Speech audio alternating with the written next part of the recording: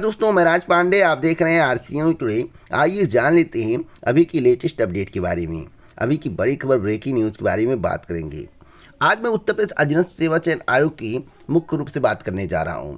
उत्तर प्रदेश अधीनस्थ सेवा चयन आयोग के द्वारा जो भी वर्क किया जा रहा है, किस तरह से किया जा रहा है, किस गति से किया जा रहा है, यह बात समझ में नहीं आ रहा है। कोई अपनी भर्ती के लिए धरना प्रदर्शन कर रहा है, तो कोई भर्ती के कटाव के लिए कोर्ट जा रहा है। अब आज कोर्ट में सुनवाई हुआ, किस पॉइंट के कारण, किस वीक पॉइंट के कारण जो है केस खारिज हो गया। देखिए, अचानक कोई लाभ पाने का प्रयास नहीं करना चाहिए। जैसे मामला कोर्ट में गया, सुनवाई की तिथि निर्धारित की गई और पहले ही सुनवाई में केस को समाप्त कर दिया गया, खारिज कर दिया गया। क्यों हुआ ऐसा, आपके जहन में सवाल होगा। इसी सवाल का जवाब इस वीडियो में मिलेगा। वीडियो को अंत तक देखिएगा, स्किप मत करिएगा। वीडियो पसंद आए तो लाइक शेयर करिएगा। इसी प्रकार के ऑथेंटिक जानकारी के लिए चैनल को सब्सक्राइब कर लें, बेल आइकन दबा दें, ऑल पर सेलेक्ट कर दें। देखिए, हमसे जो लोग जुड़े हैं उन्हीं को जानकारी मिल पाती है।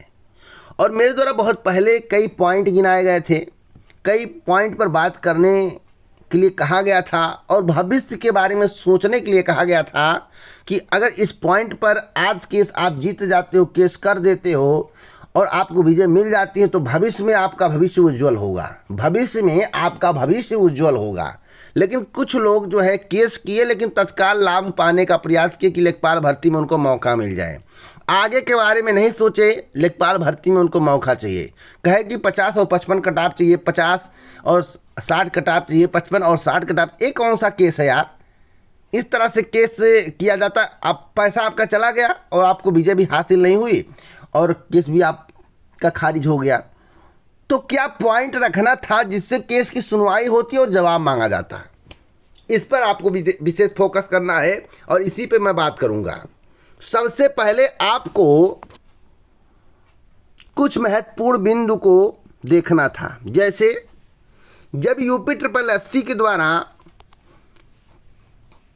पीटी का नोटिफिकेशन जारी किया गया, उस समय इस बात का जिक्र नहीं किया गया हम कितने गुना कैंडिडेट आने वाली भर्ती में मुख्य परीक्षा के लिए बुलाएंगे। और एक पॉइंट था, एक और महत्वपूर्ण पॉइंट था। इस बेस पर अगर केस लड़ा गया होता तो आप इस मुद्दे को भी रख सकते थे 50 और 55, 60 और 65। कैसे? पीटी का जब नोटिफिकेशन जारी किया गया 2021 में, तब इस बात का जिक्र नहीं किया गया हम कितने गुना कैंडिडेट को मुख्य परीक्षा के लिए क्वालिफाई कराएंगे, शॉर्ट लिस्ट करेंगे। उसके बाद जब लेखपाल का नोटिफिकेशन जारी किया गया, तब भी इस बात का जिक्र नहीं किया गया कि मुख्य परीक्षा के लिए हम कितने गुना कैंडिडेट शॉर्ट लिस्ट करेंगे।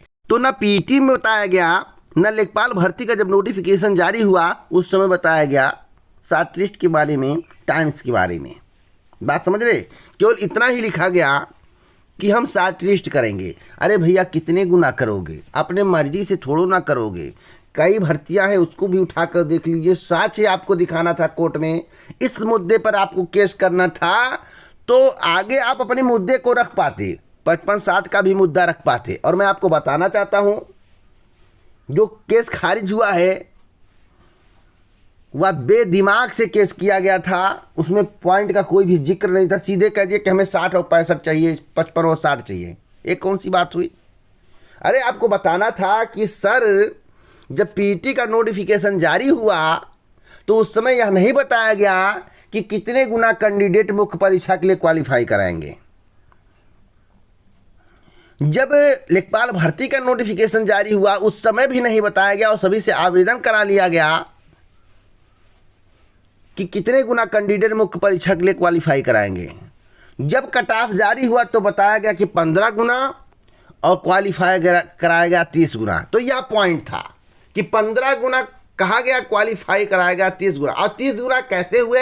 एक डाटा दिया जाए कि किस कैटेगरी के कितने कैंडिडेट को मुख्य परीक्षा के लिए बुलाया गया है। इस तरह से आपको बहस करवानी थी, तब आपका मुद्दा मजबूत होता। अब सीधे कह दो किसी के घर जाके हमें पूरी सब्जी चाहिए, अरे भैया उसके घर पूरी, अरे पहले जाओ, बैठो, पानी आएगा, चाय पियोगे, नमकीन खाओगे, उसके बाद खाना अपने आप मिल जाएगा। आज पहले आप पनीर चिल्ली और डोसा खाने का प्रयास किए तो कैसे होगा काम। तो पनीर चिल्ली और डोसा के पीछे नहीं पड़ना चाहिए। सबसे पहले आपको जाना चाहिए कोर्ट में, पॉइंट को रखना। पॉइंट क्या है? चाय है, बिस्किट है, ये सब पॉइंट है। आप पहले एकत्रित करो, आइटम एकत्रित करो, उसके बाद केस किया करो। तुम्हारा नहीं हुआ, तुम्हारा 50 नंबर है, कह दो भैया 70 कटा गया, 50 का है नहीं गया, 50 करिए, ये कोई केस होता है? ऐसे केस हमेशा खारिज हो जाते हैं। आपको पॉइंट पर लड़ना था। जो पॉइंट मैं आपको बताया हूँ, इसके पहले बताया था कई बार। चिल्ला आप 72 चैनल से जुड़े हो, इस चैनल से जुड़े ही नहीं हो, कैसे आपको जानकारी सही मिलेगा? और कुछ लोग जुड़े हैं तो अपने ज्ञानी बाबा बनते हैं। अभी तक जो है, मैं बता रहा हूँ, अभी तक रिकॉर्ड है, जो ज्ञानी बाबा बनते हैं पूरा वीडियो मेरा नहीं देखते हैं। लाख समझाने का प्रयास करो तो नहीं देखते हैं। कुछ और महत्वपूर्ण बातें मैं आपको बताना चाहता हूँ। यूपी SSS के माध्यम से आने वाली कुछ बड़ी भर्तियों के बारे में, जो 12 महीने के अंतर्गत आएंगी, यानी कि 2022 PET के अंतर्गत आएंगी। 2000 अब से लेकर 2022 PET के अंतर्गत। केस हारने का कारण आप लोग जान गए होंगे, पॉइंट पर बात नहीं किया गया। पहले PET के नोटिफिकेशन पर बात करना था, बताना था कि PET का जब नोटिफिकेशन जारी किया गया कि और शॉर्ट लिस्ट की बात थी, कितने गुना कैंडिडेट मुख्य परीक्षा के लिए बुलाए जाएंगे, इसकी बात नहीं की गई।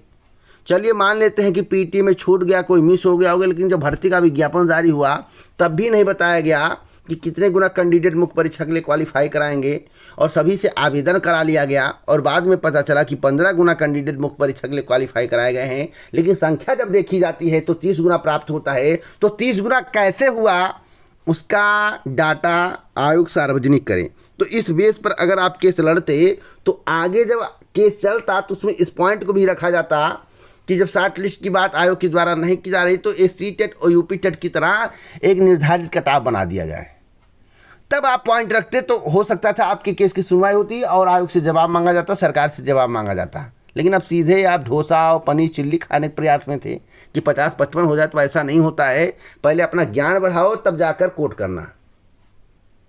पैसा भी फूंक दिए, काम भी नहीं हुआ। इसलिए कहता हूँ जितने भी लोग हो, वीडियो को मेरा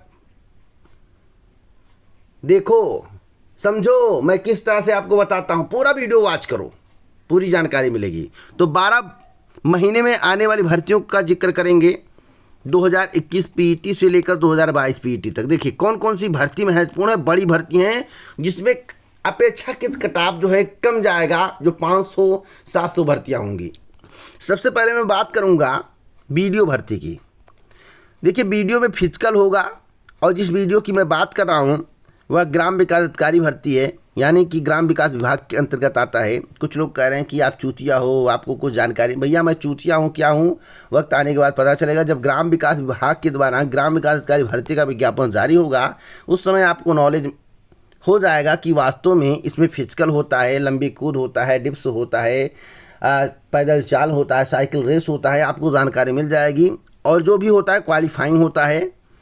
और मैं आपको एक बात की और जानकारी देना चाहता हूं, अगर आपको विश्वास नहीं है तो 2016 में इस भर्ती का विज्ञापन जारी हुआ था, उसका नोटिफिकेशन आप लोग एक बार पढ़ लीजिए। तो लगभग 1900 से लेकर 2000 पदों पर भर्ती का विज्ञापन जारी होगा। वीडियो विलेज डेवलपमेंट ऑफिसर, समझ रहे हैं, 2022-23 का जिक्र कर रहा हूं, यानी कि 23 में इस भर्ती के आने की संभावना ज़्यादा है। एक और भर्ती आ सकती है, चकबंदी लेखपाल। जो भर्तियां मैं बता रहा हूं वह बड़ी भर्ती है, चकबंदी लेखपाल, इसकी भर्ती आपको देखने को मिल सकती है। एक और भर्ती मैं आपको बता दूं, एग्रीकल्चर टेक्निकल असिस्टेंट, जिसका प्रस्ताव शासन को भेजा गया, मुहर लगी तो 21 के अंतर्गत आएगी, नहीं तो 22 के अंतर्गत आएगी। यह भी एक बड़ी भर्ती होगी। बाल विकास पुष्टाहार, यह भी एक बड़ी भर्ती होगी, सबकी अपेक्षाकृत, यानी कि लेखपाल से बड़ी भर्ती कोई नहीं होगी, लेकिन अन्य भर्तियों से बड़ी होगी। जूनियर असिस्टेंट भी लगभग 500 से लेकर 1000 पोस्ट के बीच में रहेगा, यानी कि 700-800 पोस्ट हो सकता है। इसकी भी भर्ती आपको देखने को मिलेगी। जिन भर्तियों का मैं, ये सब बड़ी भर्तियां हैं, इन सब भर्तियों का विज्ञापन जारी होगा। तो मैं आप सभी से रिक्वेस्ट करना चाहता हूं, जमकर तैयारी करो, इधर उधर भटको नहीं, क्योंकि जानकारी कलेक्ट करने के बाद देता हूं। जूनियर असिस्टेंट बाल विकास पुष्टाहार और एग्रीकल्चर टेक्निकल असिस्टेंट भर्ती का प्रस्ताव शासन को भेजा गया, अभी तक मुहर नहीं लगी है। संभावना है कि जून में लग जाएगी। अगर जून में लग जाएगी तो 2021 पीईटी के अंतर्गत इन तीनों भर्तियों में से एक भर्ती का विज्ञापन आपको जल्द देखने को मिल सकता है। नहीं लगेगा तो गारंटेड है कि 2022 के अंतर्गत इन भर्तियों का विज्ञापन जारी होगा। तो अभी से तैयारी करना आपका कर्तव्य है, सही जानकारी देना मेरा कर्तव्य है। जो भी जानकारी देता हूँ सही और सटीक देता हूँ, चाहे बेरोजगारी का मुद्दा हो, चाहे राजनीतिक मुद्दा हो, चाहे भर्ती परीक्षाओं से संबंधित खबर हो, कोई खबर हो, ध्यान से सुन लीजिए, आपके दिमाग में बैठ जाएगा, इधर उधर भटकने की आवश्यकता नहीं पड़ेगी। तो इसी प्रकार की ऑथेंटिक जानकारी के लिए चैनल को सब्सक्राइब करें, बेल आइकन दबाएं, ऑल पर सेलेक्ट करें।